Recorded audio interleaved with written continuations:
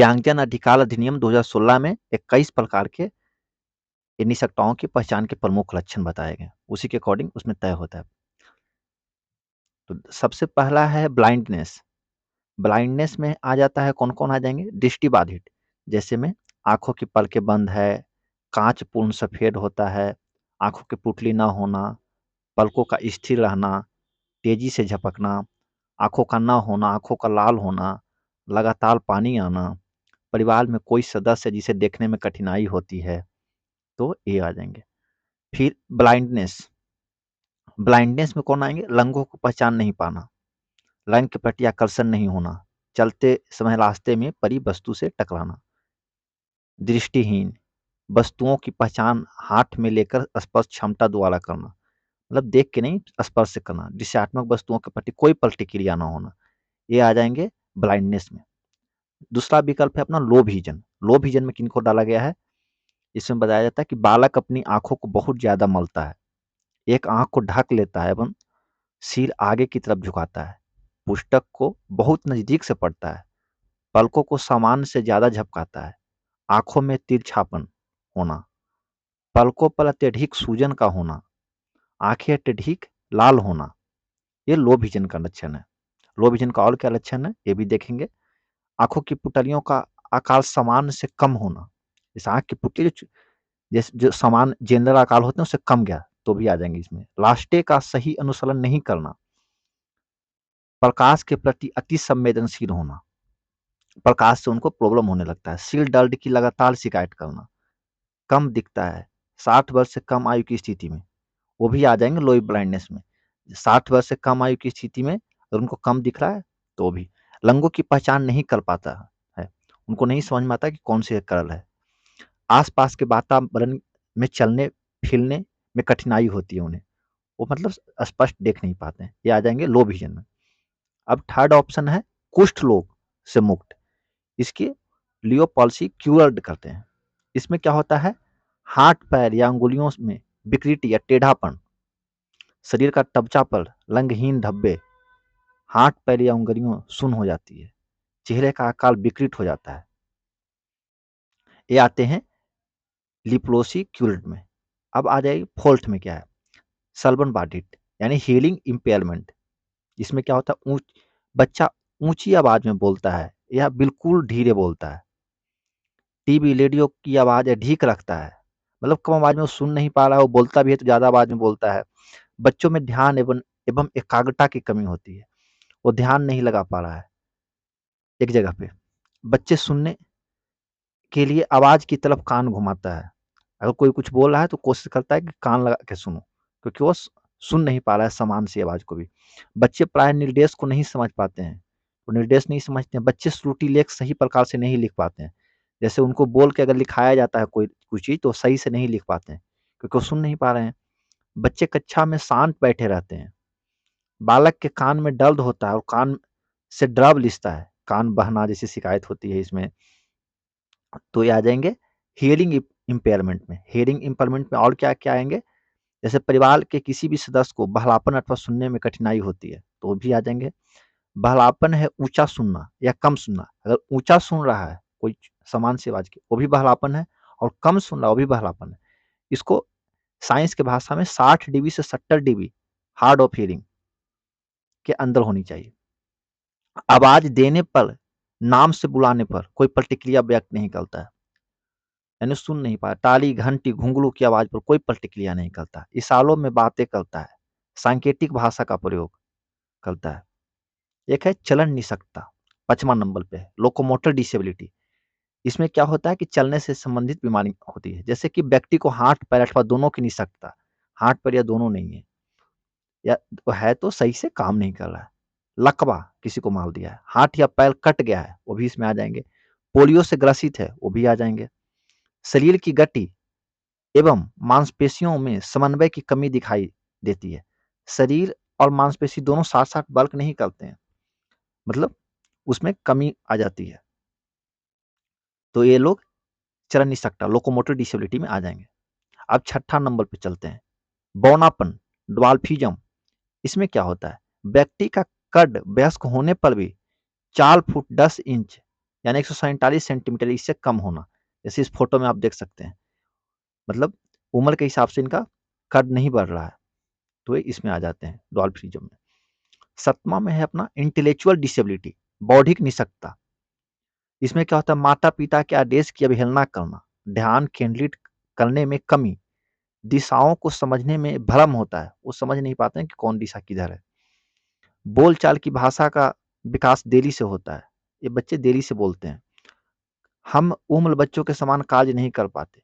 इनकी उम्र के बच्चे जो और जो काम कर लेते हैं, ये काम नहीं कर पाते। सीखने में समस्या इनको आती है, समाधान, तार्किकता आदि में कठिनाई होती है। प्रतिदिन के कालजों, सामाजिक कालजों एवं अनुकूल व्यवहार में कमी होती है। ये अनुकूल व्यवहार नहीं कर पाते हैं। तो ये आते हैं इंटेलेक्चुअल डिसेबिलिटी, बौद्धिक निषक्ता। बौद्धिक निषक्ता में और कौन-कौन आएँगे?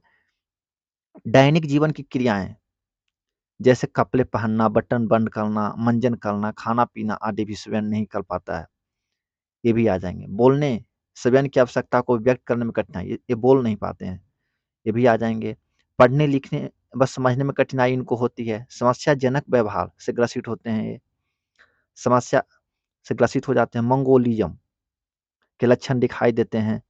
आँखों और हाथों में समन्वय में कमी होता है, इनका आँख और हाथ सही से काम नहीं करता है। ये भी आ जाएँगे इंटेलेक्चुअल डिसेबिलिटी में। अब 8वां कॉलम में है मानसिक लोगी, मेंटल इलनेस। मेंटल इलनेस में अस्वाभाविक व्यवहार करता है, खुद से बातें करना, भ्रम-जाल, मति-भ्रम, व्यसन, नशे का आदि, अधिकतम डर, भय, किसी भी वस्तु या इंसान से अत्यधिक लगाव इत्यादि इसमें आ जाएँगे। व्यक्ति को बिना किसी कारण से जल्दी गुस्सा आ जाता है या गुमसुम अथवा अकेलापन अच्छा लगता है। या गुमसुम में रहता है, अकेलापन अच्छा लगता है। व्यक्ति अपनी स्वच्छता या दुनियादारी से अनजान होता है। ये अपने आप को केयर नहीं कर पाते हैं। ये मानसिक लोग हैं, मेंटल इलनेस। मानसिक लोगों की और भी लक्षण हैं, जैसे व्यक्ति के मन में विचार आता है कि उसको कोई भगवान, भूत या बाहरी शक्ति नियंत्रित करती है। व्यक्ति के मन में बराबर आत्महत्या के विचार आते हैं। अन्य व्यक्ति को बातें करता देख समझता है कि मेरे बारे में बातें कर रहे हैं। संदेह कर लेता है। बार-बार मूड बदलता है। व्यक्ति को आत्मग्लानि होती है। ये मानसिक लोग ही हैं। मेंटल इलनेस में ये आ जाते हैं। 9वां में है ऑटिज़्म स्पेक्ट्रम डिसऑर्डर। इसमें अपने वातावरण में परिवर्तन नहीं चाहते इन लोग। बच्चे में सोचने व समझने की क्षमता कम होती है। एक ही शब्द को बार-बार बोलते हैं, जो इनसे कहते हैं उसे दोहराते हैं। इन शब्दों में समस्या व्यवहार पाए जाते हैं, जैसे आक्रामकता, आत्मघाती व्यवहार। व्यक्ति को किसी कार्य पर ध्यान केंद्रित करने में कठिनाई होती है। आँखें मिलाकर बात नहीं कर पाना, गुमसुम खोया हुआ रहना, पुअर आई कॉन्टैक्ट, इनका ये आई कॉन्टैक्ट मिला के बात नहीं कर पाते हैं। ये है ऑटिज़्म स्पेक्ट्रम डिसऑर्डर।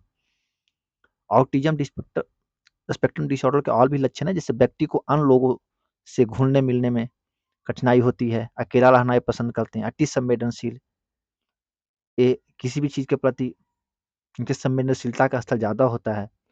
वस्तुओं से खेलने, इकट्ठा करने में असामान्य रुचि दिखाते हैं। कोई रुचि नहीं होता इनको खेलने-वेलने में। शरीर या हाथों को हिलाते रहते हैं, इनका शरीर अपने आप हिलता रहता है। 10वां है cerebral palsy, polio, nerve injury जिसको कहते हैं। इसमें है बालक अपने दोनों हाथों को प्रयोग एक साथ नहीं कर पाता है। गोद में लेटे समय, कपड़े पहनाते समय, नहलाते समय बच्चे का शरीर अकड़ जाता है। बालक में एकाग्रता की कमी होती है। व्यक्ति को पैरों में जकड़न, चलने में कठिनाई, हाथों में काम करने में कठिनाई होती है। व्यक्ति को चलने में कृत्रिम अंग, बैसाखी, कैलिपर इत्यादि का उपयोग करता है। ये आते हैं सेरेब्रल पाल्सी में। सेरेब्रल पाल्सी के और भी लक्षण इसमें बताए गए हैं। अंगों में विकृति पाई जाती है।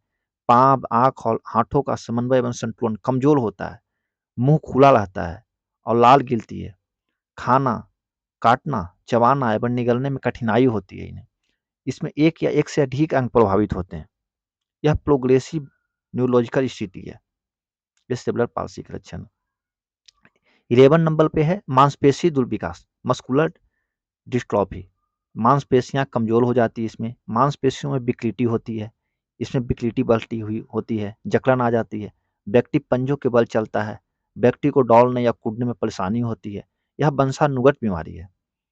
ये वंश की आधार पे ट्रांसफर हो जाता है, मस्कुलर डिस्ट्रॉफी। अब है 12 में chronic neurological condition. Chronic neurological condition, मस्तिष्क और स्पाइनल कोड में असंतुलन हो जाता है। यह स्थिति न्यूरोन की स्थिति के कारण होता है। मस्तिष्क में जो न्यूरॉन होता है इसकी स्थिति के कारण हो जाता है। 13 में है स्पेसिफिक लर्निंग डिसेबिलिटी। इनमें क्या लक्षण पाए जाते हैं? बोलने, समझने, श्रुति लेख, बलतनी लेखन, पढ़ने में समस्या, बलतनी में समस्या, साधारण जोड़, बाकी गुणा भाग में कठिनाई होती है। व्यक्ति को अकाल, भाल, दूरी आदि को समझने में कठिनाई होती है। व्यक्ति को बार-बार निर्देश देने की आवश्यकता पड़ती है एवं भाषा समझने या शब्दों का अर्थ समझने में कठिनाई होता है। व्यक्ति को दिशा, चिन्ह समझने में एवं वस्तुओं का बोध करने में कठिनाई होती है। 13 नंबर पे है स्पेसिफिक लर्निंग डिसेबिलिटी। इसमें क्या होता है? समस्या समाधान में कठिनाई होती है, एकाग्रता में तो कमी आ ही जाएगी, वाक्य एवं वाक्यांश को समझने में मुश्किल होती है। बालक का पठन पाठन में प्रस्तुतीकरण एवं उम्र से मेल नहीं खाता है। मौखिक अभिव्यक्ति अच्छी होती है लेकिन लिखने में कठिनाई आती है। मल्टी स्क्लेरोसिस, इसमें क्या होता है? व्यक्ति के दिमाग एवं लीड की हड्डी में समन्वय में परेशानी हो जाता है। दिमाग और लीड की हड्डी में, ब्रेन और लीड की हड्डी में छट्टी हो जाती है। ये जैसा कि फोटोग्राफ में आप देख सकते हैं। 15 नंबर पे है वाक एवं भाषा निषक्तता, स्पीच एंड लैंग्वेज डिसेबिलिटी। इसमें होता है परिवार का कोई सदस्य गूंगा है या बोलने में कठिनाई होती है। इसमें समान बोली से अलग बोलता है जिसे कि परिवार के सदस्यों के अलावा अन्य लोग नहीं समझ पाते। स्पष्ट नहीं बोल पाता, बोली भाषा में निरंतरता नहीं होती। यह स्थायी निषक्तता है, ये परमानेंट डिसेबिलिटी है। इसे समझने वाली भाषा तो ठीक होती है परंतु अभिव्यक्त भाषा में कठिनाई होती है। ये समझ तो लेते हैं लेकिन बोल नहीं पाते हैं। थैलेसीमिया 16 नंबर पे आता है।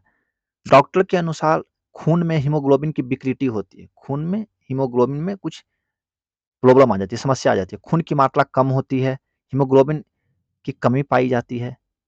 इलाज चल रहा हो तो चिकित्सक की पर्ची आवश्यक देखनी है। खून की जांच रिपोर्ट आवश्यक देखनी है। इनको लगातार खून के लेकर परेशानी होती रहती है। हीमोफीलिया, अधिक रक्तस्राव, इसमें क्या होता है? चोट लगने पर अत्यधिक रक्तस्राव होता है। चोट लगेगा तो एक जगह रक्त जमा हो जाएगा। घाव से रक्त बहना बंद ही नहीं होता। घाव हो गया तो उससे रक्त बंद ही नहीं हो रहा है। यह बीमारी पुरुषों में मिलती है और औरत से पुरुष में स्थानांतरित होती है। औरत में हो जाता है तो पुरुष में ट्रांसफर होते रहता है यह बीमारी। ऐसा आमतौर पे पुरुषों में मिलता है। औरत, इस बीमारी से खून का थक्का बनने का समान योग्यता है नहीं होती, यानी खून जो है इससे थक्का नहीं बन पाता, मतलब लिक्विड लगातार बहते रहते हैं। खून की जांच रिपोर्ट आवश्यक देखनी है। इसमें खून की जांच की रिपोर्ट से इसे पता चलता है। स्किल सेल डिजीज, चिकित्सक द्वारा खून अत्यधिक कमी रक्त बताई गई है। खून की कमी से शरीर के अंग अवयव खराब हो गए हैं। चिकित्सक के इलाज की पर्ची से ही पहचाना जा सकता है। खून की जांच रिपोर्ट देखनी पड़ती है इसमें भी। 19 में है बहुत निःशक्तता, मल्टीपल डिसेबिलिटी। इसमें व्यक्ति को 2 या 2 से अधिक तरह की निःशक्तता से ग्रसित होते हैं, जैसे बधिरता के साथ अंधापन, मतलब सुन भी नहीं सकते और देख भी नहीं सकते। मानसिक मंदता, सिलेबल पल्सी, मानसिक रोगी, चलन निःशक्तता, मुख निःशक्तता, श्रवण निःशक्तता, ऑटिज्म दृष्टिबाधित, कुष्ठ रोग। उपरोक्त निःशक्तता में से 2 या 2 से अधिक निःशक्तता से ग्रसित, जैसे मानसिक मंदता के साथ अंधापन, संप्रेषण अत्यधिक प्रभावी होता है, विकासात्मक शैक्षणिक कठिनाई अधिक होती है। यानी कि आप इसमें ये होता है कि मल्टीपल डिसेबिलिटी में कि एक साथ 2 टाइप की विकलांगता, जैसे देख भी नहीं सकता, सुन भी नहीं सकता, इस टाइप से। 2 या 2 से अधिक भी हो सकते हैं। तेजाब हमला पीड़ित, एसिड अटैक विक्टिम, तेजाब हमले की वजह से व्यक्ति के अंग असमान या प्रभावित होते हैं। शरीर के अंग, हाथ, पैर, आंख, गला और चेहरा आदि असमान एसिड की वजह से उनके शरीर प्रभावित हुए तो वो इसमें आ जाएंगे एसिड अटैक विक्टिम में। या फिर पार्किंसंस लोग, पार्किंसंस डिजीज, इसमें क्या होता है? हाथ, पांव, मांसपेशियों में जकड़न, तंत्रिका तंत्र प्रणाली संबंधी कठिनाई होती है। व्यक्ति की कमर झुक जाती है, हाथ लटके हुए रहते हैं। व्यक्ति छोटे छोटे कदम भलकर चलता है, साथ में हाथ नहीं हिलते हैं। व्यक्ति के हाथों में कंपन होता है, घूमने मूवमेंट एवं चलने फिरने में कठिनाई होती है। चिकित्सक की रिपोर्ट या पर्ची आवश्यक है। इसके लिए चिकित्सक की रिपोर्ट के हिसाब से पहचाना जाता है। यह रहा पूरा डिटेल किस किस टाइप की डिसेबिलिटी है